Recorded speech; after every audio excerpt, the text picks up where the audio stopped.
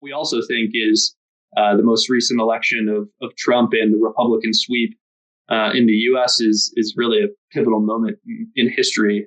Our view is Trump and his team deeply understand these pillars, and they're likely to add fuel to the fire because they know that to reestablish U.S. credibility in the world system, they need accelerated investment in these pillars of power. So what I think the administration really wants overall is growth.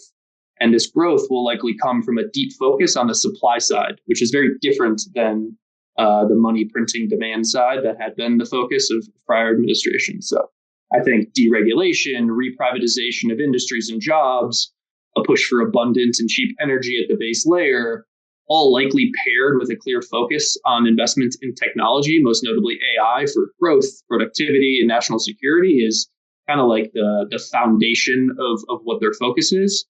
And at the same time, that's almost on the growth side, but they're also focused on restructuring and reprioritizing the current system.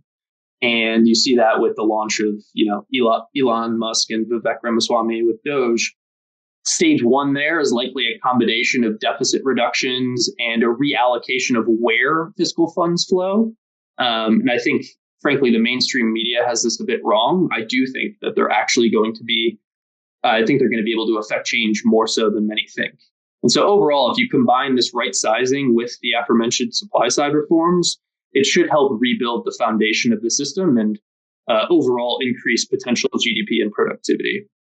And so just kind of drilling a layer deeper into his focus areas, I would say reshoring critical manufacturing from semiconductors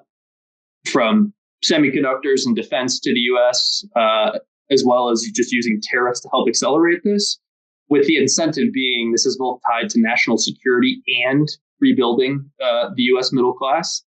I would say another big point is accelerating innovation around AI and automation by both funding and deregulating. So a headline a few days ago was that the Trump team is seeking to ease the U.S. rules for self-driving cars and create a federal template rather than a state by state.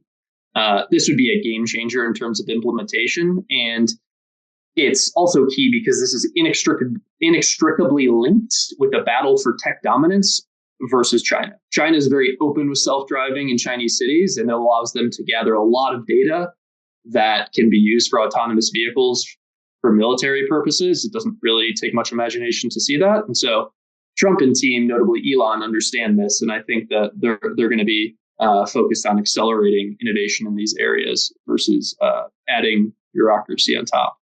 I also think a big focus will be on revamping the defense and military spend. So less spent on aircraft carriers, more spent on next-gen innovative tech like drones. And I would say Anduril and SpaceX are really poster children for this. They're the next generation of defense. And similar to what SpaceX did to aerospace, I would expect Anduril does something similar to the revamping of defense. And then, of course, you need energy to power all of this. Expect a multi-pronged approach here, starting with the drill, baby, drill agenda to reduce energy costs, but really also with a long-term view that starts with natural gas and nuclear for kind of the medium term, while simultaneously building out that solar and next-gen tech for the longer term. And then finally, you have to fund all of this. So something that's been floated is a U.S. sovereign wealth fund that was floated by both parties ahead of the election. And I think the focus would be on investing in the future and accelerating these key areas of security, national security interests. So